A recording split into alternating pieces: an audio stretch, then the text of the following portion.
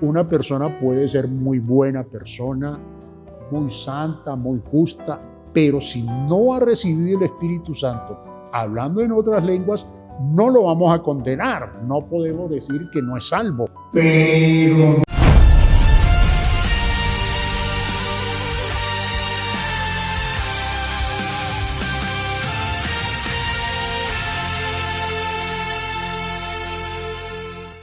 muchas personas se preguntan si alguien ama a Dios, si vive una vida cristiana adecuada, buen testimonio, pero nunca ha hablado en lenguas, ¿es salvo? Y si es salvo, ¿por qué en alguna de nuestras congregaciones no se le permite que pueda participar y servir en lo que nosotros llamamos altar? Bienvenidos a Hablemos Claro, un espacio donde queremos dar respuesta a preguntas difíciles de la manera más clara posible. Pastor Gilardo, Dios lo bendiga. ¿Cómo está? Amén, hermano Didier. Bueno, muy bien, gracias al Señor. Pastor, cuando hablamos del bautismo del Espíritu Santo, ¿a qué nos estamos refiriendo? ¿Qué es lo que estamos describiendo en esa experiencia? Bueno, vamos a centrarnos en Hechos de los Apóstoles, capítulo 1, capítulo 2. Estando juntos los apóstoles, les mandó que no se fueran de Jerusalén, sino que esperasen la promesa del Padre, la cual les dijo: oísteis de mí. Entonces vamos a ir enumerando, hermano, promesa del Padre. Okay. ¿Correcto? Ahora dice: porque Juan ciertamente bautizó con agua, mas vosotros seréis bautizados con el Espíritu Santo dentro de no muchos días. Promesa del Padre y bautismo del Espíritu Santo. Verso 8. Entonces les dijo: pero recibiréis poder cuando haya venido sobre vosotros el Espíritu Santo, y me seréis testigos en Jerusalén, Judea, Samaria, hasta lo último de la tierra. Correcto. Entonces, haya venido sobre vosotros. Promesa del Padre, bautismo del Espíritu, venida del Espíritu, y entonces autoridad, poder, autoridad a través del Espíritu. Nos vamos a Hechos capítulo 2. Cuando llegó el día de Pentecostés, estaban todos unánimes juntos. De repente vino del cielo un estruendo como de un viento recio que llenó toda la casa donde estaban, y se les aparecieron lenguas repartidas como de fuego, asentándose sobre cada uno, y fueron todos llenos del Espíritu Santo.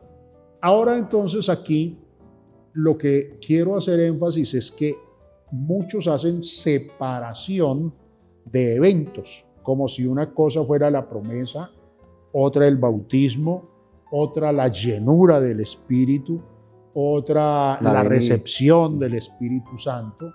Y todo esto es una sola experiencia, una misma experiencia. Esta experiencia tiene una señal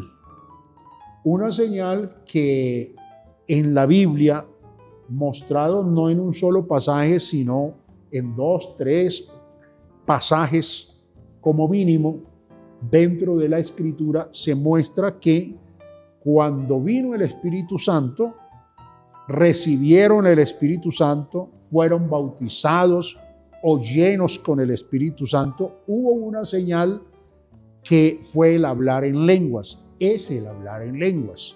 Señal que es para testimonio personal.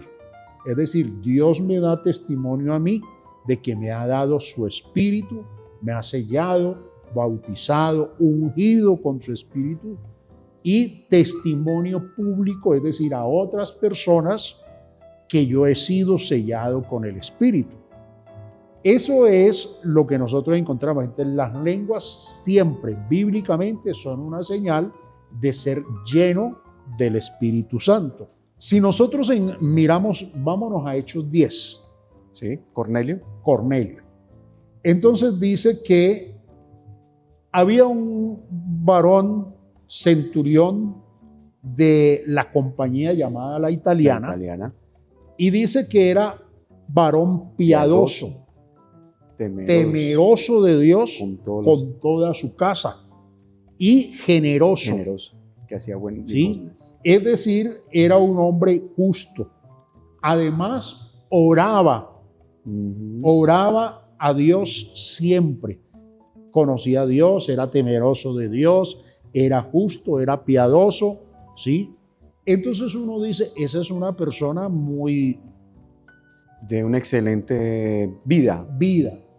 Mas, sin embargo, le faltaba para ser salvo el conocer a Jesús De manera más y clara. el ser bautizado en el nombre de Jesús para salvación. Amén, así. Entonces Dios le dio una visión, le habló, le dijo que mandara a traer a Pedro, que le iba a decir lo que debía decir. Dios obró también con Pedro. Mientras aún hablaba Pedro estas palabras, Correcto. verso 44, dice, el Espíritu Santo cayó, se derramó, vino sobre todos los que oían el discurso. Estaba Cornelio con sus parientes y amigos. Más cerca. No nos dice cuántas personas había, ¿cierto? Pero estaba reunido con un grupo. Sobre todos cayó el Espíritu Santo. Y dice, y los fieles de la circuncisión que habían venido quedaron atónitos de que también sobre los ellos. gentiles se derramase. Por eso ese juego de palabras para mí es importante, porque muchos hacen separación, ¿cierto? Se derramase el don del Espíritu Santo. Es decir, es el mismo don, regalo del Espíritu, bautismo del Espíritu, llenura. Promesa del Padre, llenura, ¿sí? ¿Y por qué se dieron cuenta que sobre ellos se había derramado el Espíritu? Porque los escuchaban. Porque los oían que hablaban en otras lenguas y magnificaban a Dios. Ahora, eso no impidió que fueran bautizados en el nombre de Jesús. de Jesús. Hay que tener en cuenta, la salvación es por creer en Jesús, aceptarlo, recibirlo, recibir el bautismo en su nombre, y lo otro, perseverar. El que persevere hasta el fin, este será salvo. Sobre el bautismo del Espíritu Santo, es una bendición adicional, ¿sí? Adicional a la salvación. Es importante recibirlo, es necesario, ¿sí? Es necesario. Para el servicio, sí, es indispensable. Y entonces uno empieza a mirar todo lo que la Escritura nos habla a nosotros. Fueron a escoger varones diáconos. ¿Cuál era el requisito?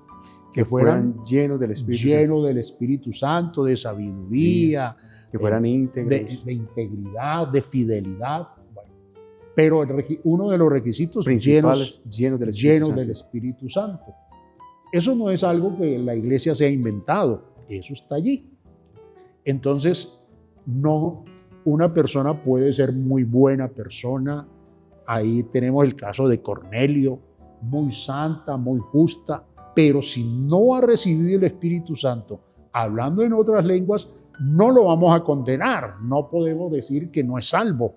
Tenemos que decir que ha creído en Jesús, y el que cree en Jesús es salvo. Persevera. Pero no tiene la unción del Espíritu para servir. Perfecto, pastor. Me parece muy indispensable, muy interesante y muy claro lo que estamos tratando. Pastor, ¿por qué hay algunos oficios dentro de la iglesia en los cuales puede participar una persona que ha sido investida del poder del Espíritu Santo y en los que es necesario y en otros no es tan necesario? ¿Cómo podíamos validar esa diferencia de esos oficios, la realización de desempeñar esas funciones?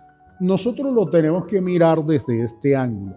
Hay una persona que es fiel, que da buen testimonio y todo eso, puede desempeñar funciones que no sean ministeriales, que sean operativas, operacionales. Eso obviamente está a criterio pues del pastor, del líder y de la congregación donde esté. Correcto. Pero lo que podemos decir es que son funciones operacionales. Operacionales quiere decir contribuyen, ¿sí? Contribuyen, mas no son ministeriales. Pastor, muy importante esta parte. Bueno, aquellos hermanos que hemos hablado, que son de fieles, de buen testimonio, que llevan mucho tiempo en la iglesia, pero que no han tenido esa evidencia de hablar, esa experiencia, a ellos, ¿qué podíamos decirle? ¿Qué podíamos mencionarles? Motivarles para que sean, porque si son fieles, tienen ese buen testimonio, como el caso de Cornelio, pero no han sido llenos del Espíritu Santo, ¿cuál puede ser la razón y qué podríamos decirle a ellos? ¿Cuál es la responsabilidad de ellos frente a este tema? Hay que tener claro que el Espíritu Santo, el bautismo, no es simplemente para el servicio. O sea, porque muchos dicen, no, es que como yo no aspiro a ocupar un cargo, yo pues, soy salvo y ya, punto. ¿Sí? Está bien, es salvo. Pero es que es un regalo, amén, es un don para todos. Para todos. Y la importancia de esto radica en que ese espíritu produce un fruto, amén, que no es el fruto del creyente, porque hay que hacer diferencia entre el fruto del creyente y el fruto del espíritu. Correcto. El fruto del creyente pues tiene que ver con su testimonio, su fidelidad, ¿qué digo yo? Su vida cristiana. Su diario vivir. ¿Sí? Ajá. Su diario vivir, que refleja a Cristo. Entonces, es el estar unido a Cristo, ¿sí? El que en mí permanece lleva fruto, y su fruto permanece. Amén, así es. Pero es el fruto del cristiano. Pero aquí se trata del fruto del Espíritu, que ese fruto del Espíritu tiene 9 componentes. Correcto. Que 3 son en relación con Dios, 3 son en relación con las relaciones con los demás y 3 son relación conmigo mismo. Correcto. Entonces da gozo, paz, amor, gozo, paz, que es mi relación con Dios, ¿sí? Y entonces vienen los otros, bondad, benignidad, paciencia, ¿sí? Paciencia, que eso es para con los demás. Y luego viene fe, mansedumbre, que es humildad, y templanza, que es dominio propio, que eso lo produce el Espíritu Santo en el creyente. No es natural nuestro. No es natural, es fruto del Espíritu. Entonces, ¿para qué da Dios ese regalo? Para que mi vida cristiana me permita a mí vivir en el Espíritu y andar en el Espíritu. Amén. Y no satisfacer los deseos de la carne. Entonces el creyente pues debe procurar, anhelar, buscar. Recibir. Por eso el Señor habló de la necesidad de pedir, de buscar, de llamar. Y todo eso es lo que el creyente debe vivir. Debe de hacer y de buscar. Es una necesidad poderlo tener. Pastor, bueno, este tema también es un tema amplio, muy amplio. Y la verdad que creo que hemos aprendido bastante. Yo por lo menos creo que hoy he aprendido bastante en esta conversación que hemos tenido. Es importante ese espíritu porque no es el que nos ayuda, no por nuestras fuerzas, sino que nos hace más fácil esta carrera que tenemos por delante. No confiando en nosotros, sino confiando en que Dios nos va a ayudar a superar cada uno de esos momentos en los que podemos vivir. Bueno, pastor, agradecerle su tiempo y poder compartir con usted este espacio. Y si este espacio, si este episodio, si lo que hemos hablado hoy ha sido interesante para tu vida, crees que puede ayudar a otro, compártelo, porque estamos seguros que hemos hablado claro en esta tarde y que será de bendición para todos ustedes. Que el Señor les bendiga y les esperamos en un nuevo episodio. Bendiciones. Pastor, Dios les bendiga. Seguiremos hablando. Claro.